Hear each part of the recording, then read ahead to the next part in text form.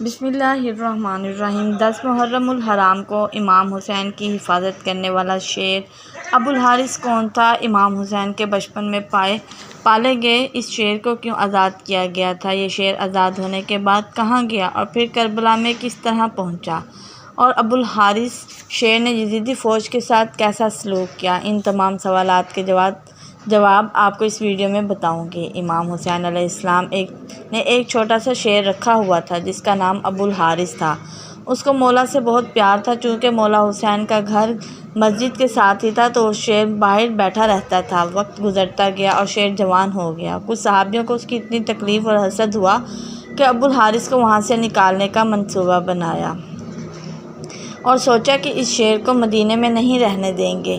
آخر وہ نبی علیہ السلام کے پاس آئے اور کہنے لگے، یا رسول اللہ صلی اللہ علیہ وآلہ وسلم، حسین کا شیر جوان ہو گیا ہے، ہمیں ڈر رہتا ہے کہ کہیں ہمیں یہ کاٹ نہ لے، اس کو جنگل میں چھوڑ آئیں۔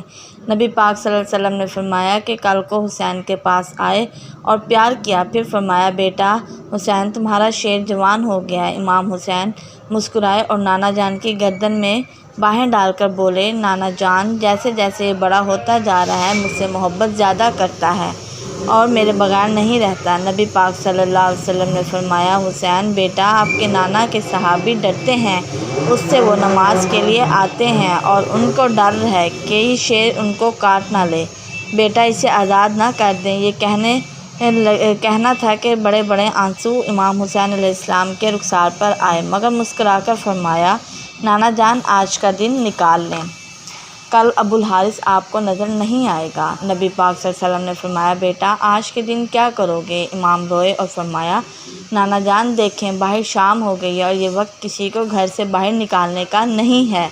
نبی پاک صلی اللہ علیہ وسلم نے مولا حسین کو گلے سے لگا لیا۔ جب تہجد کے ٹائم شیر کو خوراک دینے کے لیے آئے، ابو الحارث نے کہا، مولا علیہ السلام آج اتنی جلدی؟ مولا نے ساری بات ابو الحارث کو بتائی۔ ابو الحارث نے کہا، ٹھیک ہے مولا علیہ السلام، میں جاتا ہوں، پھر ایک شرط ہے، ایک دفعہ ملاقات ضرور ہو۔ امام علیہ السلام نے فرمایا، تاریخ یاد کرو، 61 ہجری 10 محرم الحرام، میدان کربلا کے ٹیلے کے پاس سے تمہیں ایک آواز آئے گی، بس اس آواز پر چلے آنا، مجھ سے ملاقات ہو جائے گی۔ ابو الحارث نے کہا، مولا آواز کون دے گا؟ آپ دیں گے؟ آپ نے فرمایا نہیں۔ پھر پوچھا، کیا آپ کے بھائی عباس دیں گے؟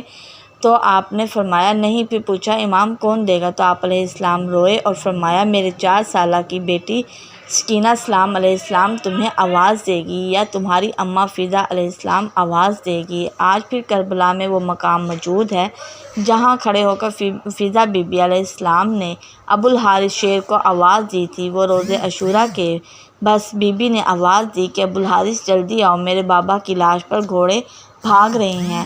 مگر ہائے افسوس، جب ابو الحارث کربلا زمین پر پہنچا تو امام علیہ السلام کی لاش 7 حصوں میں تقسیم تھی۔ ادریس بن عبداللہ کہتے ہیں، جب امام حسین علیہ السلام شہید ہوئے، عمر سعد بن عین نے لشکر کے لاشیں اور اس کو دوبارہ پامال کرنا چاہا تو فضا نے جناب زینب سلام سے کہا، بی بی کہ ایک روز ہمیں سمندر میں محو سفر تھی کہ میری کشتی ٹوٹ گئی اور میں ایک جزیرے پر پہنچ گئی۔ وہاں ایک شیر میرے سامنے آ گیا، میں نے اس سے کہا، اے ابو الحارث، میں رسول خدا صلی اللہ علیہ وسلم کی کنیز ہوں۔